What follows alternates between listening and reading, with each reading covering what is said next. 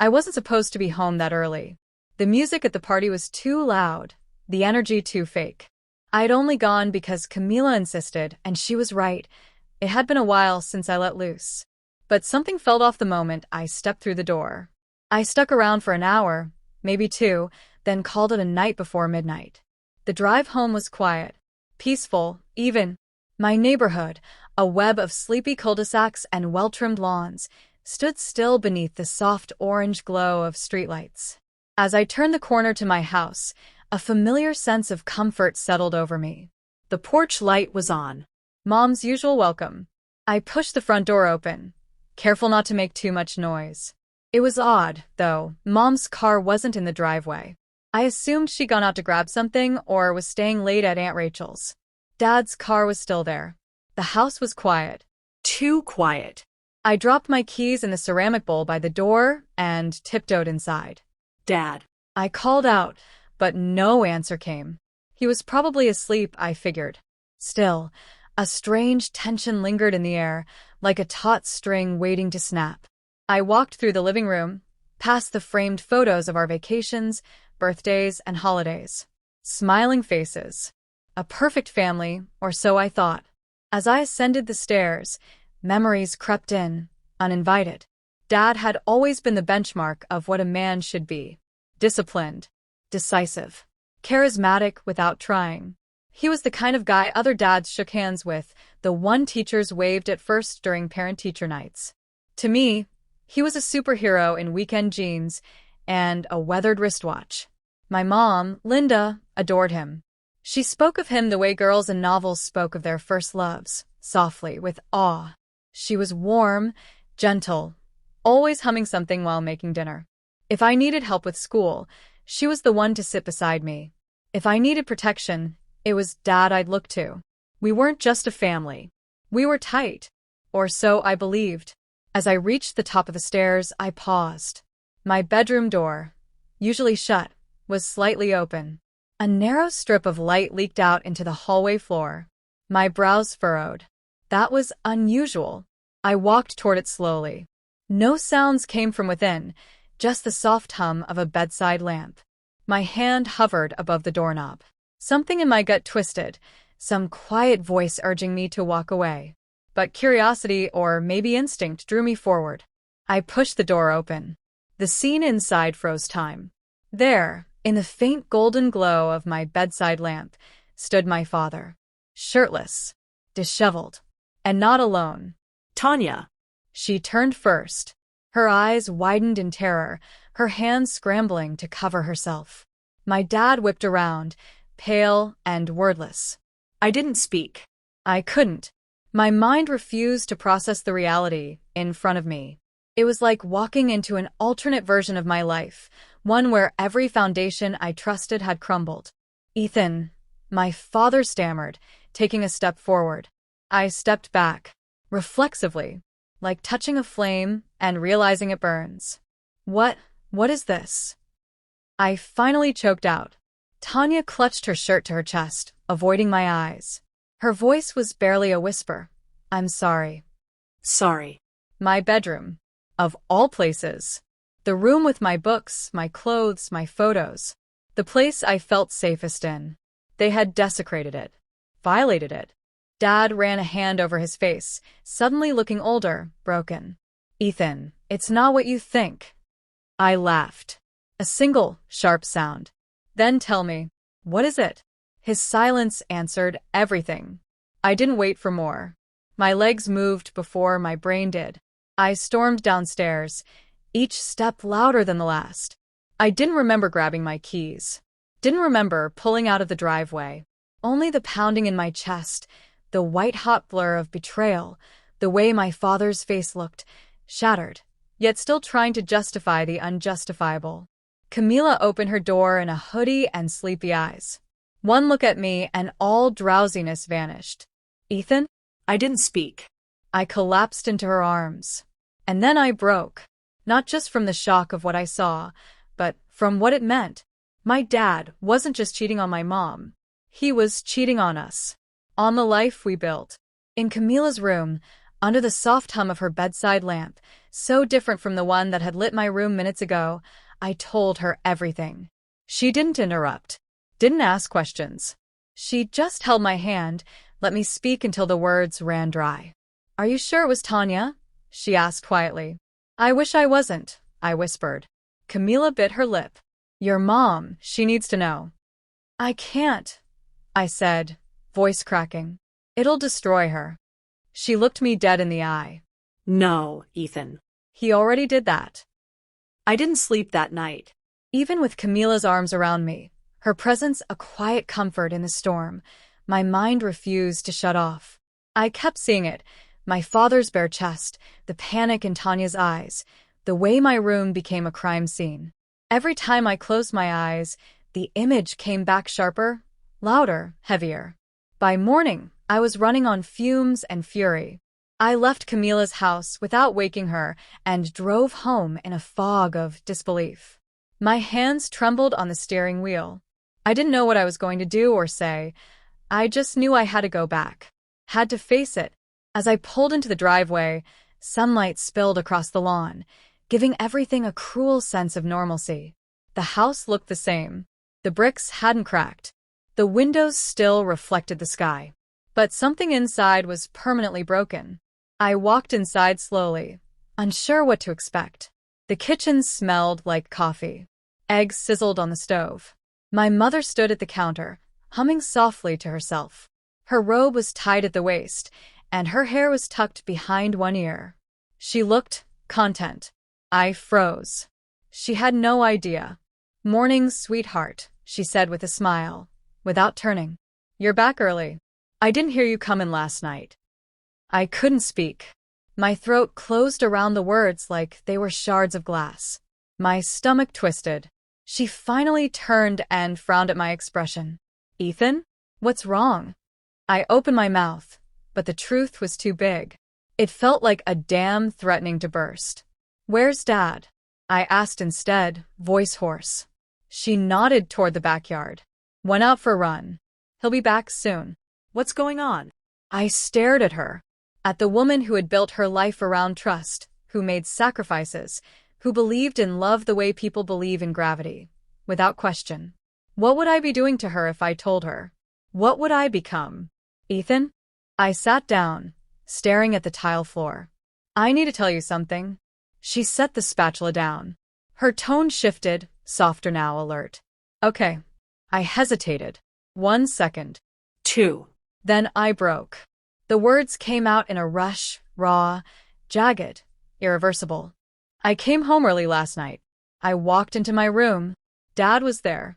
With someone else." Her expression didn't change at first. It was like she didn't understand the language I was speaking. Then, slowly, like paint cracking on old porcelain, the realization began to set in. She blinked. "What do you mean?" I couldn't look at her. He was with Tanya. There it was. The final blow. For a long time, she didn't move, didn't speak. Her hands gripped the counter behind her, knuckles white. "No," she said quietly, shaking her head. "No, not Tanya. She's family. I saw them. In my room." Her breath caught. She turned away quickly, like she couldn't bear for me to see her break. Her shoulders curled inward. "I'm so sorry, Mom," I said, my voice barely a whisper. She stood frozen for what felt like minutes. Then, slowly, she straightened her spine and turned back around. Her eyes shimmered, but her voice was steady. "You don't apologize for telling the truth." We sat in silence after that. The eggs on the stove began to burn. Smoke curled up toward the ceiling unnoticed. The back door creaked open. Footsteps. Then, "Hey, honey." Mark froze as he saw us both at the table. His voice faltered. "Everything okay?" My mother didn't look at him. She turned off the stove, poured herself a cup of coffee, and walked out of the kitchen without a word. The air turned heavier than stone. He looked at me, but I couldn't meet his gaze. "You told her," he said quietly. I stood up. "I didn't tell her anything. You did." He sighed, rubbing the back of his neck. "It's complicated, Ethan." "No," I snapped. "It's not. You cheated. With someone we trusted. In my room." His face contorted into something that tried to resemble guilt, but it was too late. The performance didn't work on me anymore. Your mom and things haven't been right for a while. I laughed bitterly. That gives you a hall pass now. He didn't respond. Do you even realize what you've done? I asked. She loved you. I looked up to you. And you shattered that for what? A secret? A thrill? Mark exhaled slowly. I never meant for it to go this far. But it did. And you let it. He stepped forward like he wanted to say more, maybe even beg, but I held up a hand.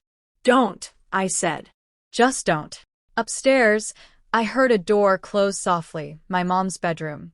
It sounded final. The next few hours passed in silence. I stayed in the garage, needing space, needing air, needing to not be near him. Later that day, Aunt Rachel showed up. My mother hadn't cried in front of me, but when Rachel hugged her at the door, I saw her fall apart for the first time. The betrayal had sunk in fully. Mark stayed away. Whether by shame or strategy, I didn't know. But that night, when he came into the living room, bag in hand, I knew what was happening. He looked at me one last time. I'm sorry. I didn't reply. He left. The door clicked shut, and the silence that followed wasn't peaceful. It was hollow, echoing. That night, I lay awake in the unfamiliar quiet. The house felt different, emptier, colder, like someone had turned off a light and forgotten how to turn it back on. I wondered if we would ever feel whole again. 3 weeks had passed since the night our world caved in. The silence in the house had settled into something permanent, less like the absence of sound and more like a presence of its own. A shadow hanging over everything. The coffee pot still hissed in the morning. The front door still squeaked when opened. But the heart of the home had changed. Mom moved slower now. She no longer hummed while making dinner. She didn't wear her usual soft sweaters or smile absently when reading the paper. Her presence remained, but she was distant, like someone playing a role they no longer believed in. As for me, I floated somewhere between anger and numbness. Mark called twice. I didn't answer either time. The messages were long, winded apologies, drenched in regret and rationalization. I couldn't bring myself to delete them, but I couldn't listen all the way through either. I let them sit in my voicemail box, like unclaimed wreckage. Camila checked in every day. She never pushed. Just sent a text in the morning thinking of you, and sometimes stopped by with takeout. It was the closest thing I had to a steady pulse in this new life. One Friday afternoon, as I sat in my car parked by the lake, our old family spot, I found myself thinking about the moments that used to define us. Summer picnics. Road trip playlists. Board games on rainy Sundays. Dad was always at the center of those memories. Loud laughter, confident opinions, arms that pulled us close. Back then, I thought he held us all together. I thought he was the unbreakable one. Turns out, he was the crack hiding beneath the foundation. I closed my eyes and listened to the water lapping against the shore. For a long time, I didn't move. Then, without planning to, I started the car and drove. The parking lot outside Tanya's place was mostly empty. I sat behind the wheel for a minute or two, debating the wisdom of what I was about to do. But some things can't be left unsaid. Some truths needed to be burned into the air, no matter how much they hurt to speak. She answered the door in an oversized hoodie, clearly not expecting anyone. Her face paled when she saw me. Ethan, she began, unsure. We need to talk. She hesitated, then stepped aside. The place looked the same as it had last time I'd visited, back when I still thought of her as family, as someone who cared about us. I didn't expect. Why? I cut her off, tone flat. She sighed, folding her arms. I don't know. It just happened. That's not good enough. Tanya looked away. I never meant to hurt anyone, especially not your mom. Or you. But you did, I snapped. You knew what you were doing. You made a choice. Again and again. Tears filled her eyes, but I didn't feel sorry. Not anymore. Do you know what you took from us? I asked. You didn't just cheat with him. You broke something we thought was real. You turned our home into a lie. I loved him, she whispered. I recoiled. You loved him? He was my father. My mother's husband. You knew that. She shook her head slowly, more at herself than me. I didn't plan any of it. It just spiraled. We were both unhappy. We leaned on each other. And she stopped, pressing her palms to her face. I know that doesn't make it okay, but it's the truth. I stared at her, silent. The worst part? She probably believed that. Believed that loneliness gave them permission to destroy others. I don't care why anymore, I finally said. I just needed you to know what it did. To us. To me. She nodded, quietly crying now. But I had nothing more to say. I turned and walked out without another word. That night, I found Mom in the backyard. She was sitting on the old swing-set bench, wrapped in a blanket, a half-empty mug in her hands. I sat beside her. She didn't look at me, just passed me the mug. Tea, she said softly. Couldn't sleep. The silence between us felt different than before. Not as sharp. More tired. I saw her today, I said. She didn't ask who. She didn't need to. And she regrets it. My mother gave a bitter smile. Regret is cheap. I nodded. I didn't go to forgive her. I just needed to look her in the eye. That's brave. Doesn't feel that way. She sighed and leaned her head back to stare at the stars. I've been thinking about leaving. My heart tightened. Leaving the house? She nodded. Too many ghosts in the walls. I looked at the window upstairs. My room. Her room. All of it tainted by what had been done behind closed doors. Where would we go? I don't know. Somewhere smaller. Quieter. Just for a while. Would you come with me? I didn't even hesitate. Yes. She finally turned toward me. For the first time in weeks, there was something real in her eyes. Not joy, not yet, but hope. A flicker of it. He wasn't always bad, you know, she said suddenly. There were good years. Real ones. I don't want to forget those. But I won't be trapped by them either. I understand, I said. It's okay to remember the good and still walk away from the bad. We sat in silence a while longer. Eventually, she stood and took my hand. Come on. We'll figure it out. Together. As we walked back inside, I realized something. The betrayal had broken us. But what we did next, that would define who we became.